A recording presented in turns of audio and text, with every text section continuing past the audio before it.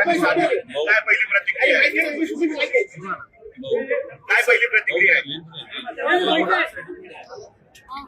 मी आपल्याला माहित आहे राज्याच्या वरिष्ठ नेत्यांच्या उपस्थितीत मी या मतदारसंघातला प्रचार थांबवलेला होता, पण मी माझा पाठिंबा कोणाला दिलेला नव्हता. ही प्रक्रिया आपल्या सगळ्यांना माहित आहे. त्या पाठिंबा न देण्याच्या दिवशी किंवा ज्या दिवशी माझी बाईट झाली मी प्रचार थांबवतो त्याच दिवशी माझ्या कार्यकर्त्यांचा उद्रेक पण आपण या ठिकाणी बघितलेला होता. त्याच कार्यकर्त्यांनी निवडणूक ही प्रचार थांबवून घरी बसल्यानंतर पुढे नेली. आपल्याला माहित आहे 18 जूनला काय काय गोष्टी झाल्या या नाशिकच्या मतदारसंघामध्ये, या पण आपल्याला माहित आहे. पण त्या कार्यकर्त्यांनी मला जे सांगितलं होतं का भाऊ तुम्ही घरात बसून आम्ही त्या ठिकाणी तुम्हाला निवडून आणेल, आज ती गोष्ट सत्यात उतरली आहे. एकंदर पाहिलं तर दराडे प्रचंड आरोप प्रत्यारोप होत आहेत. थेट आम्ही कोट्यावधी रुपये देऊन त्यांना खाली बसवलं असं त्यांनी देखील प्रत्यक्षपणे म्हटलंय. बापरे, याबद्दल मला काही माहिती नाही. हो, तुमच्या विजयाचं नेमकं काय सूत्र होतं?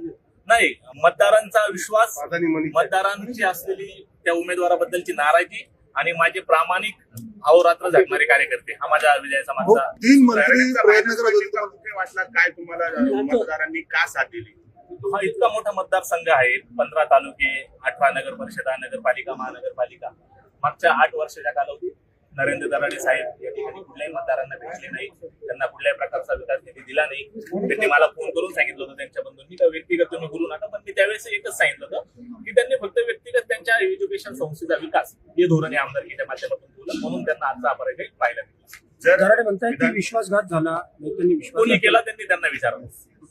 तुमची पुढची भूमिका मी काय तर असेल? उमेदवार होतो अपक्ष, त्याच्यामुळे माझा विश्वासघात करण्याचा काही प्रश्न येत नाही. तुमची पुढची भूमिका काय असेल? शिवसेना आता कार्यकर्त्यांची चर्चा केल्यानंतर त्या कार्यकर्त्यांनी मला घरात बसून निवडून आणलं, हा अधिकार त्या कार्यकर्त्यांचा. उद्या सामंतांनी अशीच भूमिका काल धाराशिवचे खासदार ओमराजे निंबाळकरांनी घेतली होती. कार्यकर्त्यांशी बोलल्यानंतर मी निर्णय घेईल. धाराशिव पॅटर्न आपण नाशिकमध्ये राबवताय का? नाही, असं काही नसतं. धाराशिव पॅटर्न वगैरे नाही, पण कार्यकर्त्यांचा त्या नेत्यावर अधिकार असतो आणि कार्यकर्त्यांचं ऐकलं पाहिजे तर तो नेता कायम यशस्वी होतो. तुम्ही गिरीश महाजन सामंत एकनाथ शिंदेशी विजय झाल्यानंतर काही बोलणं नाही झालं? नाही नाही, मी आतमध्ये आहे, आतमध्ये मोबाईल अलाउड नाही, त्यामुळे माझं कोणाशी बोलणं झालेलं नाही. गिरीश महाजनांची भेट तुम्ही घेणार का? आज तर मी फक्त माझ्या कार्यकर्त्यांसोबत आनंदोत्सव करणार, माझं उद्या बघू काय करतात. बाहेर विमान उभं आहे. विमान पाठवले अशी देखील चर्चा आहे. तसं असेल तर आपण तात्काळ मुंबईला जाऊन एकनाथ शिंदेची भेट घेणार का? मला काही याबद्दल कल्पना नाही.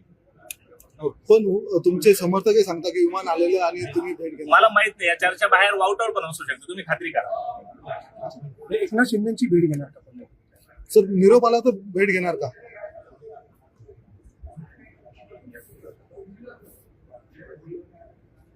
निरोप जर आला तर तुम्ही भेट घेणार का? भारत आपण भेट घेणार. हा, मी कोणाला पण भेटू शकतो, लोकशाही आहे. उद्या मला या मतदारसंघाचा प्रतिनिधी म्हणून महाराष्ट्राचे मुख्यमंत्री असतील, तत्सम खात्यांचे मंत्री असतील, यांना भेटणंच आहे. त्यात अपक्षही असतो. हा, अपक्ष असल्यामुळे कोणाला मी भेटू शकतो ना. कामं तर करावं लागणार ना. मी लोकांना वचनबद्ध केलंय त्या ठिकाणी त्यांची कामं करण्यासाठी. मला ज्यांना कोणाला भेटावं लागेल, मग ते महायुतीचे असो, महाविकास आघाडीचे असो, मी त्यांना भेटेल आणि माझे कामे मार्गी लागेल. महायुतीचे 432 मतं होते. दराडेंचा विजय निश्चित मानला होता. हे बघा तुम्ही, महायुतीचे मतं जरी असले तरी ही निवडणूक दराडे आणि गीते अशी झाली. आपल्याला माहित आहे पहिल्या दिवसापासून महायुतीमध्ये पण दराडेंबद्दल खूप त्या ठिकाणी नाराजगी होती. या आमदार महाशय महायुतीच्या नगरसेवकांना पण मागच्या 6 वर्षात पुढे उपलब्ध झालेले नव्हते. त्यांना कुठल्याही प्रकारचा विकास निधी यांनी दिलेला नव्हता. आपण जरी त्यांना महायुतीचे उमेदवार म्हणत असतो, पण ही निवडणूक गीते आणि दराडे यांच्या स्टेट झाली. आणि त्यात आता मला महाविकास आघाडी, मी पहिले सांगितलं का मला मालेगावचे असे पैसे, आपले मालेगावचे माझे आमदार इस्लाम पार्टी त्यांचे मतं आणि महाविकास आघाडीचे मतं यांनी पहिल्यापासून त्यांची भूमिका माझ्या मागे स्पष्ट ठेवली. त्याच्यामुळे मला ताकद आली आणि नंतर माझ्या कार्यकर्त्यांनी मला घरात बसून केलेला प्रचार या विजयामागचं गणित आहे. खरं तर या जागेवर आमदार म्हणून गणेश गीते हे दावेदार होते. 100% हा विजय, ही जागा गणेश भाऊंचीच होती आणि महायुतीमध्ये ही जागा भारतीय जनता पार्टीने खेचून आणायला पाहिजे होती.